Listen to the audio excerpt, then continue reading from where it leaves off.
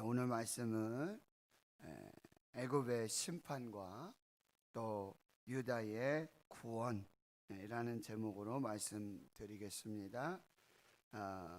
하나님께서는 예레미야 선지자를 통해서 오늘도 이 46장 13절에 이 바벨론의 느부갓네살의 왕이 와서 애굽 땅을 이제 치게 되고 애굽이 멸망받고 또 심판받을 것을 예레미야 선지자를 통해서 예언을 해 주십니다. 하나님은 말씀을 주세요.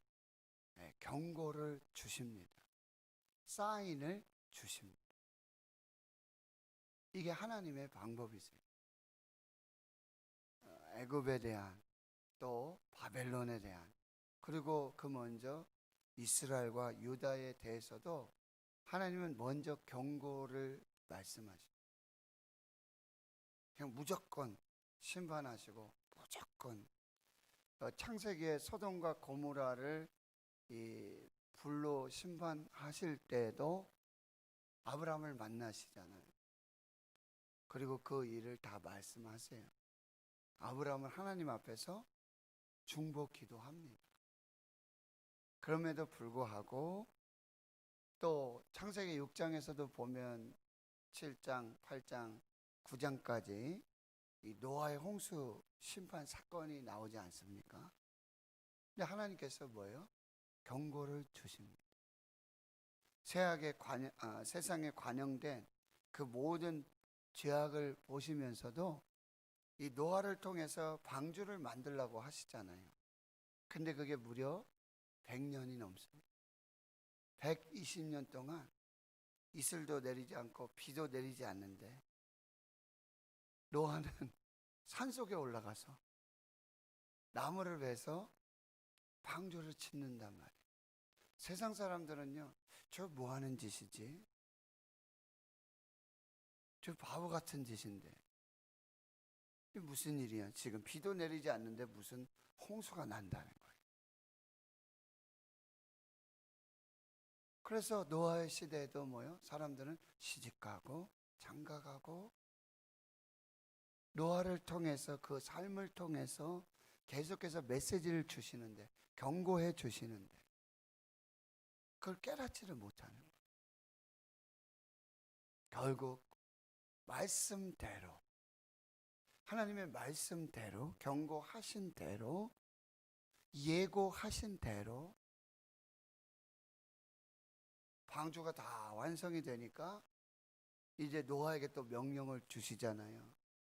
정결한 짐승들 그리고 부정한 짐승들 그리고 노아와 그의 아내 세 아들과 자부 방주에 들어간 8명 외에는 구원을 받죠. 그리고 거기 굉장히 아주 독특한 표현이 있는데 노아와 그 식구들 그리고 그 동물들 뭐 이렇게 탁 하고 하나님께서 문을 닫으셨다 이렇게 표현해요. 닫으셨어요. 더 이상은 들어가지 못하도록. 그리고 문은 하나예요. 이게 뭐예요? 구원의 문은 하나예요. 예수 그리스도밖에 없어요. 요한복음 10장에서도 양의 문이 있지 않습니까? 선한 목자이시고 나는 양의 문이다. 문은 하나예요. 거기를 드나드는 자가 선한 목자고 그 문을 드나들지 않는 막 담을 넘고 이상한 데로 다닌 사람은 사꾼 목자들이고 양들도 그 문을 통해서 생명을 얻게 됩니다. 내가 길이요 진리요 생명이다. 나로 말미암지 않고는 아버지께로 올 자가 없다. 구원은 하나예요. 예수 그리스도밖에 없습니다. 분명히 13절에도 예레미야 선지자를 통해서 이렇게 계속 메시지를 주시고 경고하시고 예언을 하세요. 그런데 여러분 불신앙 하나님을 믿지 않는 거죠. 그래서 하나님의 말씀도 믿지 않습니다. 그래서 불순종 우상을 숭배하면서 이제 하나님을 떠나서 살게 되어집니다. 준다는 것입니다. 14절 15절에서도 애굽 전역에 이제 어제 새벽에 말씀하셨지만 1차 갈그미스 전투, 2차 갈그미스 전투로 이제 바벨론이 계속해서 남하합니다. 그래서 이스라엘과 유다도 이렇게 멸망. 그리고 이 애굽의 본토로 진격해 들어가서 애굽을 완전히 멸망시키는 그 예언을 해주고 계시는 거예요. 근데 15절 하반절에 이렇게 애굽이 심판을 받고 멸망을 받는 건 딱 한 가지입니다. 여호와께서 그들을 몰아내신 까닭이다. 하나님께서 그들을 심판하신 까닭이에요. 다른 이유가 없어요. 그러니까 여러분, 바벨론을 도구로 삼으셔서 이스라엘과 유다도 하나님 심판하시고, 그리고 애굽도 하나님께서 심판하시는 그 일들을 볼 수가 있습니다. 16절에도 그들은 사람 위에 사람이 그렇게 쓰러져 죽습니다. 그렇게 다 이제 전멸을 당한다는 말씀이죠. 그럼에도 17절에 16절 하반절에는 그 칼을 피하여서 민족에게로 고향으로 돌아가자 하도다. 하지만 17절에 애굽의 바로의 왕이 망하였도다. 그가 기회를 놓쳤도다. 기회를 놓쳤다. 기회를 항상 주세요. 회개하고 돌아올 기회를 항상 주세요. 근데 그 기회를 놓치는, 그때가 기회인지를 깨닫지 못하는 거예요. 어제 말씀에도 너희는 여호와를 만날 만한 때에 찾으라. 그가 가까이 계실 때에 부르라. 너희는 여호와께로 돌아오라. 그리하면 살리라. 기회를 주시는 거예요. 기회를 제공하신다. 그런데 그게 기회인지를 몰라요. 마지막 기회인 줄을 깨닫지 못하는, 결국 심판을 받고 멸망을 당하며 그렇게 하나님 앞에 심판받게 되는 거죠. 그 18절에 보시면 여러분 보세요. 만군의 여호와라 일컫는 왕이 이르시되 나의 삶을 두고 맹세하노니, 이렇게 하잖아요. 여기 보세요. 애굽의 왕은 바로 느고, 바벨론의 왕은 느부갓네살, 또 유다에도 여호야, 요시야, 또 여호아하스, 여호야김, 여호야긴, 시드기야, 이렇게 유다 말미에 왕들의 이름이 있지 않습니까? 그런데 여기 만군의 여호와라 일컫는 왕, 그들이 알지 못하는 애굽의 바로 느고, 바벨론의 느부갓네살, 그 왕들을 다스리고 통치하시는 왕 중의 왕, 만왕의 왕, 만군의 여호와라 일컫는 왕이 계시다는 거죠. 우리나라에도 대통령이 있고 미국에도 대통령이 있고 그 왕들 대통령을 다스리시는 만왕의 왕이신 하나님이 계십니다. 이걸 깨닫지 못하는 거죠. 만군의 여호와라 일컫는 왕이 계시다라고 한다는 거예요. 20절에 보면은 애굽이 심히 아름다운 암송아지일지라도, 이 암송아지는 애굽이 우상으로 섬기는 아피스, 여러분 암소, 그 송아지 우상을 말하고 있는 거예요. 그게 굉장히 크죠. 그리고 이 예루살렘, 유다와 이스라엘에게는 이 암소, 황소들은 무엇입니까? 제물이에요. 하나님께 드리는 제물입니다. 그런데 그 제물인 그 암소, 황소를 애굽은 뭐예요? 신으로 섬겨, 우상으로 섬기는 거예요. 하나님은 암소, 황소를 잡아서 하나님께 하나님을 기쁘시게 하는 향기로운 제물로 드리는 제물로 삼는데 제물밖에 되지 않는데, 그런데 애굽은 그 하나님 앞에 만군의 여호와라 일컫는 왕 앞에 제물밖에 되지 않는 그 암소 황소를 신으로 섬겨요. 말도 안 되는 소리죠. 그런데 그 암송아지는 굉장히 크고요, 아주 다산과 그리고 이 힘과 그런 것을 상징해서 이렇게 신으로 섬기잖아요. 그런데 그게 북으로부터 오는 쇠파리 때에 결국 죽게 된다는 거예요. 이 바벨론으로부터 오는 쇠파리 때들, 느부갓네살 왕들, 그 군대에 의해서. 여러분, 암소 황소는 굉장히 크죠. 쇠파리는 요만하잖아요. 그런데 그게 하나님의 섭리 아래서는 그런 우상들이, 그것들이 아무것도 아닌 것처럼 그렇게 다 멸망받고 심판을 받게 된다는 거예요. 21절에는 그 중에 고육군은 살진 수송아지 그 쇠파리 때에 대항하지 못하고 다 도망치고 말게 될 것이고, 22절에 애굽의 소리가 뱀의 소리 같다니, 뱀도 역시 애굽에서 이 여러분 영화 같은 것 보시면 코브라 뭐 이런 거 나오잖아요. 그런데 이 뱀이 뭐냐면 애굽의 이 왕궁, 이 왕실을 상징하는 아주 그런 그 신으로 섬기는 거예요. 역시 똑같이.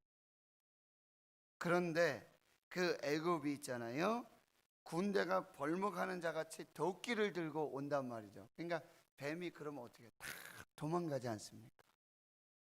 네? 도끼를 가지고 벌목하는 그런 바벨론의 느부갓네살 왕이 내려오는데 아무것도 아니라는, 암송아지, 수송아지, 그 왕실의 권력, 그걸 상징하던 뱀들도 소리를 치면서 다 도망가는 그런 일들이 나타나게 된다는 거죠. 그래서 24절에 보면 딸 애굽이 수치를 당하여, 그래도 애굽을 이 딸로 이렇게 불러 주십니다. 결국 북쪽 백성의 손에 부침을 당하리로다. 그러니까 북쪽의 바벨론의 느부갓네살에 의해서 완전히 멸망을 받고 심판받게 된다는 거죠. 25절에 다시 이 예언을 주시는 분이 누구냐, 이 말씀을 주시는 분이 누구냐, 예레미야를 통해서 경고하시는 분이 누구인지 다시 말씀하세요. 만군의 여호와 이스라엘의 하나님. 만군의 여호와 이스라엘의 하나님. 그가 이제는 보세요, 내가 너의 아몬 바로와 애국과 애굽의 신들과 왕들 곧 바로와 및 그를 의지하는 자들을 다 심판할 것이다. 다 멸망할 것이다. 누구를 보내서요? 내가 그들의 생명을 노리는 자의 손, 곧 바벨론의 느부갓네살의 왕의 손과 그 종들의 손에 다 넘겨줄 것이다. 이런 구조를 여러분 잘 보셔야 돼요. 애굽에 바로 느고가 있고 바벨론에 느부갓네살이 있어요. 이 바벨론의 왕 느부갓네살 통해서 애굽의 바로 느고도 또 이스라엘도 유다도 하나님 도구 삼으셔서 다 심판하세요. 그런데 그 위에 누가 계시다고요? 만군의 여호와라 일컫는 이스라엘의 하나님이 계시다. 그 만군의 여호와 이스라엘 하나님이 모든 나라와 모든 왕들과 모든 역사를 다 주관하시고 그의 뜻대로, 그의 말씀대로, 그들의 모든 불신앙과 불순종, 우상을 섬기며 교만한 모든 것들을 다 다스립니다. 결국 이제 여러분 51장 52장 이렇게 가다 보면 결국 바벨론도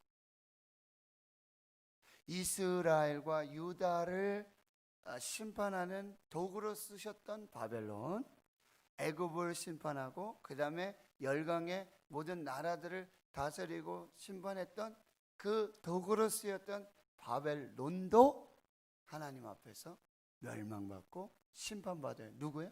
바사와 메대로. 왜요? 그렇게 하나님 앞에 도구가 되고 그렇게 쓰임 받았지만 그들 교만하고 역시 하나님 섬기지 않고 불신앙하고 불순종할 때 하나님 역시. 그러니까 여러분 잘 보셔야 돼요. 하나님은 때로는 악한 자들을 들어서, 이게 하박국 선지자의 아주 그냥 간절한 그것이었죠. 하나님, 우리가 죄를 범하고 우상 섬기고 하나님 앞에 불순종하고 불신한 거 인정합니다. 하나님 인정합니다. 그런데 어찌 그 바벨론을 들어서 우리를 심판하실 수 있겠습니까? 그거는 이해할 수 없겠습니다. 그거 수용할 수 없겠습니다. 이게 하박국의 절망이었어요. 그런데 여러분, 그렇게 하나님께서 바벨론을 도구로 쓰시지만 그때 하나님께로 돌아오지 않고 겸손하지 않고 하나님 믿음으로 순종하지 않으면 그 바벨론도 결국 하나님의 심판을 받는다. 이것을 잘 여러분들이 기억하셔야 한다는 것입니다. 그런데 26절의 하반절에 보니까 그럴지라도 그 후에는 그 땅이 이전같이 사람 살 곳이 되리라 여호와의 말씀이니라. 여러분, 이 말씀은 에스겔 29장 13절 14절에 보면 거기 에스겔 선지자를 통해서도 예언하시는데 애굽의 심판을, 그런데 뭐요? 거기는 40년을 심판하시겠다고 말합니다. 유다는 70년, 애굽은 40년. 40년 그렇게 심판하신 후에는 다시 회복시킬 것을 예언해 주시고, 여러분 마지막 27절 28절에는 이제 내 종 야곱아 두려워하지 말라, 이스라엘아 놀라지 말라. 보라, 내가 너를 먼 곳에서 구원하며 내 자손을 포로된 땅에서 구원하리니 야곱이 돌아와서 평안하며 걱정 없이 살게 될 것이라. 그를 두려워하게 할 자가 없으리라. 여호와의 말씀이니라. 여러분, 다시 이 야곱을, 이스라엘을 종으로 다시 회복시켜 주시고 구원해 주시고 함께 해 주시겠다는 놀라운 이 회복의 메시지를 주고 계신다는 거죠. 28절 여호와의 말씀이니라. 내 종 야곱아 내가 너와 함께 할 것이다. 하나님의 함께 하심, 임마누엘, 이 놀라운 은혜와 축복이고요. 그러니 두려워하지 말아라. 내가 너를 흩었던 그 나라들은 다 멸할지라도 너는 사라지지 아니하리라. 너를 흩었던 나라들, 이 애굽 그리고 바벨론, 이 모든 나라들은 다시 내가 다 멸망하고 심판할 것이다. 그러나 너희들은 내가 택한 너희들은 내 종 야곱, 내 종 이스라엘이여, 내가 너희와 함께하고 너희를 구원하고 흩었던 모든 곳에서 다시 돌아오게 할 것이고 다시 구원하고 다시 회복할 것이다. 그런데 마지막이에요. 내가 너를 법도대로 징계할 것이요 결코 무죄한 자로 여기지 아니하리라. 이거 보세요. 이스라엘과 유다가 하나님 앞에 불신앙, 우상을 섬겼어요. 하나님 외에 다른 신을 섬겼어요. 하나님과의 언약을 깨뜨렸어요. 불순종했어요. 그 죄에 대해서는 뭐예요? 법도대로 심판을 할 것이다. 70년 바벨론 포로가 될 것이다. 그 후에 내가 너희를 다시 구원하고 회복할 것이다. 이게 하나님의 놀라운 은혜와 사랑이라는 거예요. 죄에 대해서는 분명히 하나님 심판을 하십니다. 그러나 죄인은 사랑하십니다. 그래서 죄에 대해서 심판하셔서 예수님을 십자가에 못 박아 죽이셨습니다. 죄의 심판으로, 그리고 우리를 다시 그 피로 구원하시고 영생을 주시는 그 은혜로 함께 하시는 것입니다. 여러분, 왕 중의 왕, 만왕의 왕, 만군의 여호와 하나님 앞에서 여러분 믿음으로 겸손하게 순종함으로 나아가세요. 하나님이 다스리시는 걸 여러분 꼭 기억하세요. 교만하지 말고, 그리고 반드시 이스라엘을 다시 구원하시고 함께 하시며 영원한 은혜를 주시는 그 하나님의 은혜를 또 기억하며 믿음으로 나아가시는 여러분들 되시기를 주의 이름으로 축원합니다.